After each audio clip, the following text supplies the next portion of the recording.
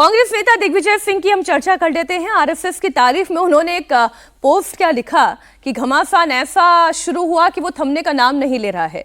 दिग्विजय सिंह अपने बयान पर सफाई देते हैं, लेकिन कांग्रेस के नेता दिग्विजय सिंह पर सवाल उठाते हैं। संघ के खिलाफ जहर उगल रहे हैं।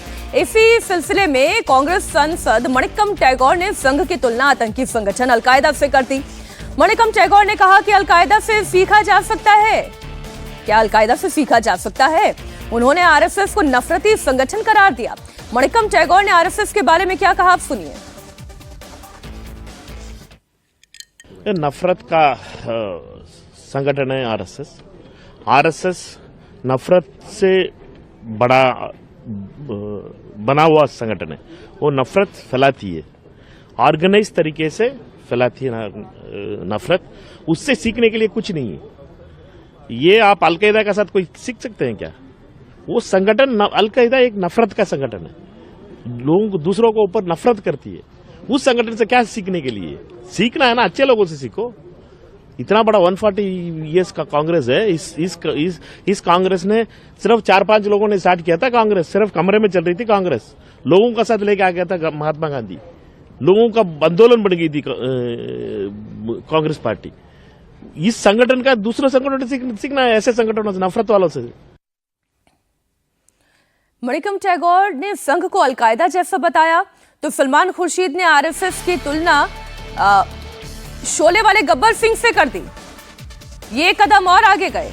एक डाकू भी ताकतवर होता है। अब सुने सलमान खुर्शीद ने क्या कहा। मजबूत का मतलब एक डाकू मजबूत होता है।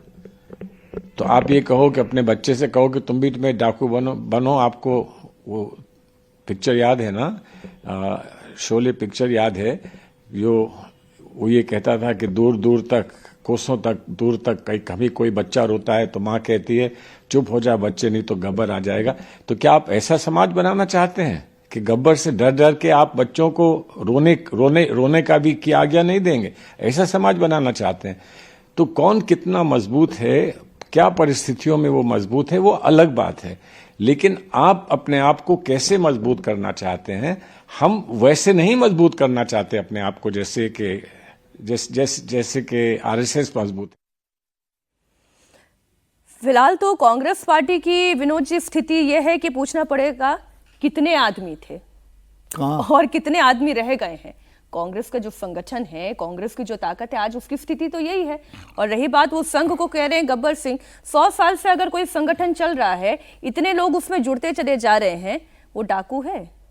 देखिए, कांग्रेस का राष्ट्रीय स्वयंसेवक संघ से विरोध है, वैचारिक विरोध है, मतभेद है, और वो लगातार चल रहा है।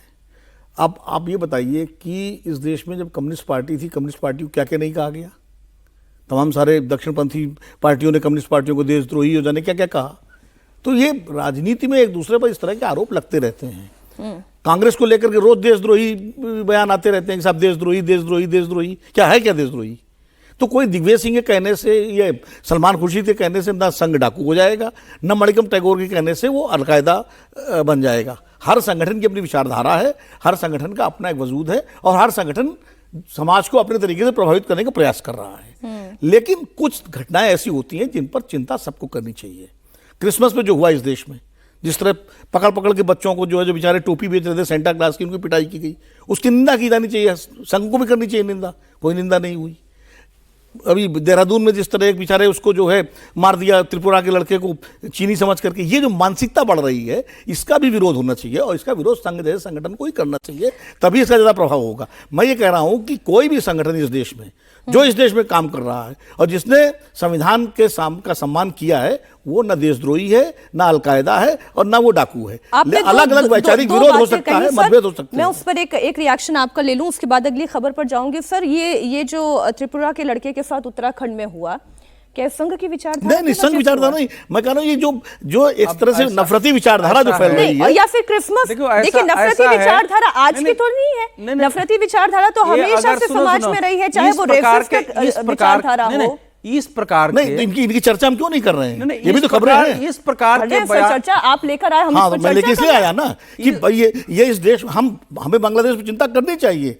बिल्कुल करनी चाहिए, लेकिन हमें यह भी देखना चाहिए कि हमको मौका नहीं देना है दूसरी नहीं, इस ताकतों देश में नहीं, इस देश में चाहे वो किसी भी अवसर पर ईसाइयों पर हमले को किसने सबने निंदा की उसकी कि भैया ये बिल्कुल गलत है, इनकी अरेस्टिंग होनी चाहिए, मिनट में रोका जाना चाहिए। वो कोई भी व्यक्ति है।